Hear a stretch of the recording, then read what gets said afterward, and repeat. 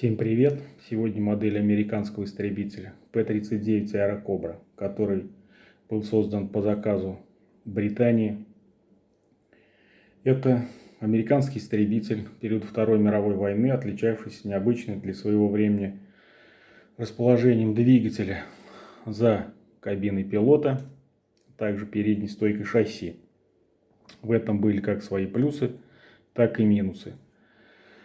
Смещение центра тяжести увеличивало маневренность самолета, а также позволяло разместить в носу более мощное вооружение.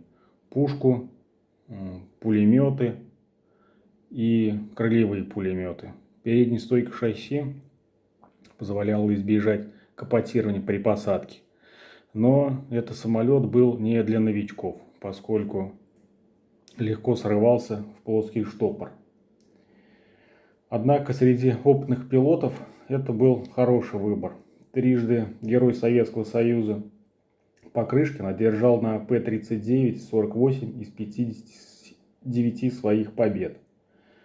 В Советском Союзе Аэрокобра прижилась хорошо. Бои на фронте велись в основном на малых высотах, а наиболее частой задачей истребителя было сопровождение фронтовых бомбардировщиков и штурмовиков. Тем более, что из самого П-39 получился достаточно неплохой легкий штурмовик. Отдельно летчикам нравилась живучесть самолета. Даже изрешеченный с оторванными кусками обшивки он был способен продолжать бой. Нередко советские летчики, зная такой заговоренности своих верных истребителей, атаковали превосходящие силы противника. Сама модель надзвезды отливка была в зеленом пластике. Но в схеме для раскрашивания почему-то телесный цвет для раскрашивания пилота отсутствует.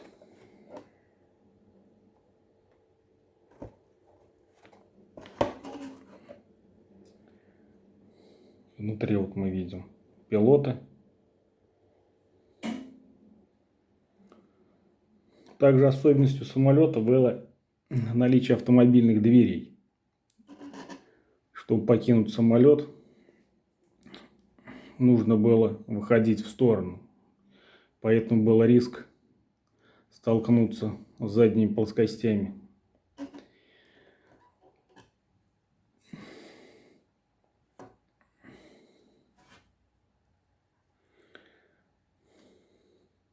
Особенностью комплекта является то, что вот эта вот надпись, она для декалей сделана только почему-то в одном экземпляре.